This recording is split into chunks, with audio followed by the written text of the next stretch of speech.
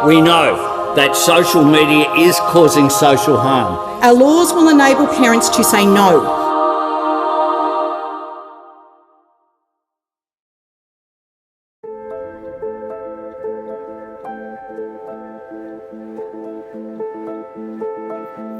Jadi gini guys, tahu nggak?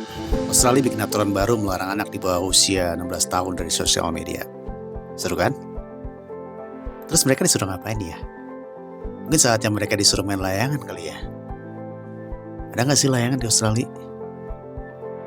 Jadi gini, Perdana Menteri Australia tuh yang namanya Mr. Anthony Albanese, yang aku yakin sih dia pasti nggak punya akun TikTok ya, bilang kalau ini buat ngelindungin mental anak-anak.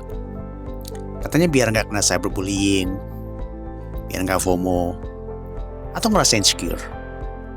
Tapi coba deh, lo kepikiran nggak? Anak sekarang tuh emang zamannya nggak insecure. Pas scroll Instagram insecure, pas lagi ngaca insecure. Jadi kayaknya emang udah takdir aja anak-anak zaman sekarang itu memang selalu insecure. Ada atau nggak sosial media, itu nggak sih? Terus katanya biar aman mereka mau pakai age verification gitu. Jadi kita upload KTP atau biometrik ke TikTok.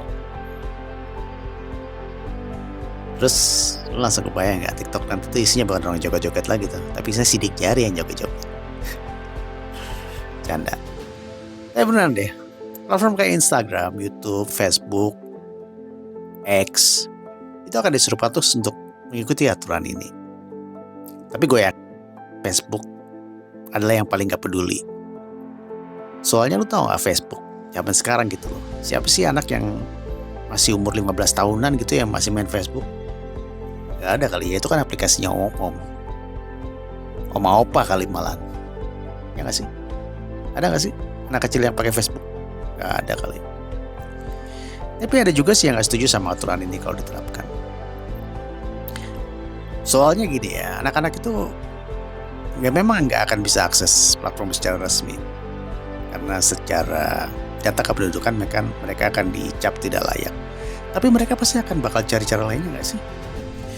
Gue sih yakin ya anak-anak zaman sekarang itu canggih-canggih ya. Jadi kalau mereka di-ban gitu, mereka pasti akan tahu tuh gimana caranya mereka bisa nyusup balik ke TikTok, nyusup balik ke Instagram. Apalagi TikTok. Secara TikTok ini kan platform sosmed yang paling heboh sekarang ini ya. Jadi mereka tuh pasti akan semakin penasaran. Jadi remaja itu semakin dilarang, maka akan semakin pro mereka. Mungkin ini kali ya fungsinya, membuat mereka menjadi semakin pro. Jadi ini tuh kayak bilang, hey lo anak kecil yang keluar malam bahaya. Tapi tahu nggak anak-anak kecil lo malam pikir gue, hah bahaya, seru dong. Tapi sebenarnya sosmed itu benar-benar bahaya nggak sih buat anak-anak? Platform-platform kayak TikTok, Instagram, X, sampai-sampai Australia yakin buat nge-ban anak di bawah 16 tahun dari media sosial. Nah, ada sebuah penelitian yang udah nemuin bahwa kalau scrolling TikTok lebih dari 3 jam sehari itu bisa bikin orang jadi stres. Kok jadi stres? Ya, gimana gak stres? Anak sekarang tuh tiap buka media sosial langsung bandingin dirinya sama orang lain. Yang sebenarnya banyak bohongnya sih, ya gak sih? Postingan Instagram kayak gitu gak sih? Banyak bohongnya. Gimana gak bohong kalau yang diposting semuanya kelihatan bagus-bagus, kelihatan ganteng, kelihatan cantik, dan semua tampak bahagia. Persis kayak di film gak sih? Semua happy ending, and live happily after. Gimana lo gak stres? Lo lihat, semua orang bahagia, kecuali cuma lo sama keluarga lo. Stres sendiri di pojokan. Tapi ini serius deh. Kata peneliti bilang otak remaja tuh memang masih berkembang. Apalagi bagian otak yang ngatur emosi dan otak yang ngatur untuk bikin keputusan. Jadi gak heran kalau mereka bisa scroll video prank atau video joget APT-nya Rose selama 5 jam sampai mereka terus lupa bikin PR matematika. Tapi lucunya mereka pikir kalau mereka itu lagi multitasking.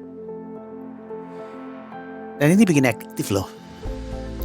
Otak tuh kayak kecanduan notifikasi. Jadi kalau ada like gitu ya, lu jadi kayaknya nunggu-nunggu notifikasi ada yang like gak, ada yang like gak. Kalau ada like baru gitu, lu seneng sesaat sih. Kalau nggak ada like ya lu stres deh. Gitu terus muter sampai HP lu lowbat. Dan yang parah nih, mungkin mental lu juga bisa jadi ikut lowbat. Kebayang gak sih lo kalau ada kejadian sama anak-anak remaja yang otaknya belum berkembang gitu secara emosi. Tapi di sisi lain ya, coba lo pikir deh. Kalau benar-benar nih remaja gak boleh main medsos, terus mereka mau disuruh ngapain? Main catur, belajar, atau baca buku fisika supaya jadi Einstein gitu? Ya bisa juga sih. Itu juga positif kalau bisa jadi kayak Einstein. Kan bisa itu tuh mempelajari fisika kuantum. Wah, ngapain? Bikin bom? Enggak sih, itu banyak gunanya ya guys. Gak cuma buat bikin bom. Jadi kayaknya media sosial itu kayak ibarat lu makan pedas gitu guys. Kalau sedikit bikin hidup lu jadi seru. Tapi kalau kebanyakan bikin perut lu malah mual. Bahkan kalau kebanyakan lu bisa sampai diare kali. Atau malah lu bisa diopname. Nah, bagaimana dengan di Indonesia guys? Kalian sadar gak sih anak muda di Indonesia tuh rajin banget main media sosial? Per Juli 2024 aja, Indonesia adalah negara dengan jumlah pengguna TikTok terbesar di dunia. Ya, di dunia. Total ada sekitar 157,6 juta pengguna TikTok di Indonesia. Dari jumlah ini guys, sekitar 14,4%-nya adalah remaja berusia 13-17 tahun. Gimana dengan Instagram? Instagram juga guys, banyak penggunanya guys. Sekitar 85,3% pengguna media sosial di Indonesia punya akun di Instagram. Nah, platform yang populer di Indonesia tuh ada YouTube, Instagram, sama TikTok. Khusus buat TikTok nih, ini tuh udah kayak warung virtual. Semua ada dan semua juga dijual di sana. Dari drama cinta-cintaan ala drakor sampai tutorial jogetnya satpol. Yang ujung-ujungnya jadi ajang saweran dan iklan judi online terselubung gitu. Lengkap gak sih?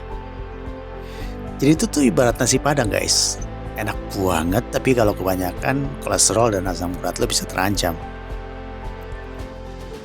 Misalnya gini nih, sebagian remaja tuh kalau scrolling medsos itu kayak buka Instagram, cuma ngecek story pacarnya, mantannya, artis, atau bahkan orang lain yang gak ada hubungannya sama sekali. Hanya karena mereka tuh terlihat ada sesuatu yang menarik gitu. Kayak cuma joget-joget doang atau cuma sekedar emak-emak naik motor yang belok ke kiri padahal ngasih tanda sennya ke kanan. Itu. Terus ada lagi yang cuma buat ngata-ngatain orang lain. Padahal mereka juga belum tentu kenal tuh orang yang mereka kata-katain. Kadang-kadang juga bukan cuma fisik ya loh, tapi bisa juga sampai ke pribadi atau keluarganya. Misalnya kayak ada komen yang bilang begini, ih gaya banget, bapak lo kan cuma tukang tambal ban. Gila gak sih? Lepas dari benar bapaknya tukang tambal ban atau enggak, anak-anak pasti stres dong kalau dapat komen-komen kayak gitu. Jangan kan anak-anak, lo aja pasti stres. Terus ada lagi yang kalau lihat influencer yang mukanya glowing, langsung ngerasa insecure. Padahal sebagian besar kalau gak semua ya, yang glowing itu kan cuma editan aja. Ingat ya guys, hidup itu nyata. Kalau muka glowing, itu cuma masalah pakai filter aja. Lo saat posting pakai filter atau enggak, itu aja masalahnya. Nah, toksik gak sih yang kayak gini-gini tuh?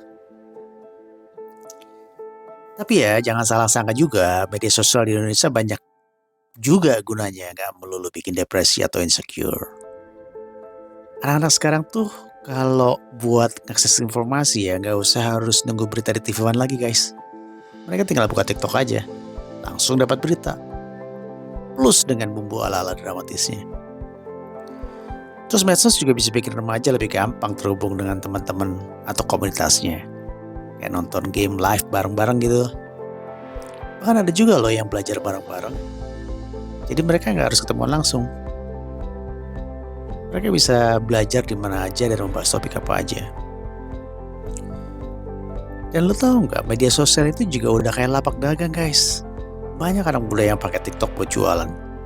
Mulai dari keripik, kaos, sampai jasa ngerjain tugas sekolah. Ya tugas sekolah. Serius kan? Kan itu yang buat konten. Lo punya tugas sulit, gue bantu jawab. DM sekarang. Ya emang agak tricky sih.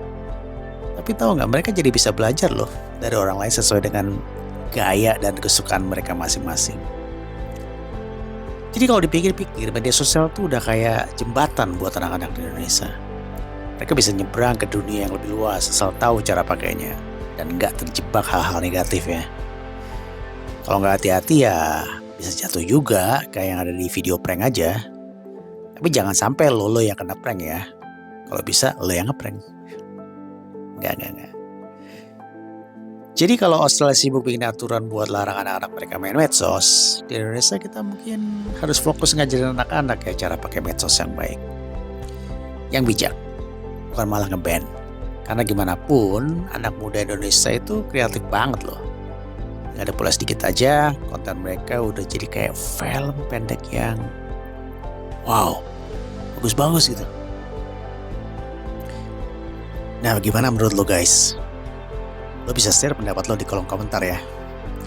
Apapun komentar lo pasti akan bermanfaat buat orang lain dan juga buat diri lo sendiri juga. Nah, dengan berkomentar lo sekaligus mengingatkan diri lo sendiri juga. Terima kasih sudah menonton ya. Kamsya. And until I see you again. Salam sukses.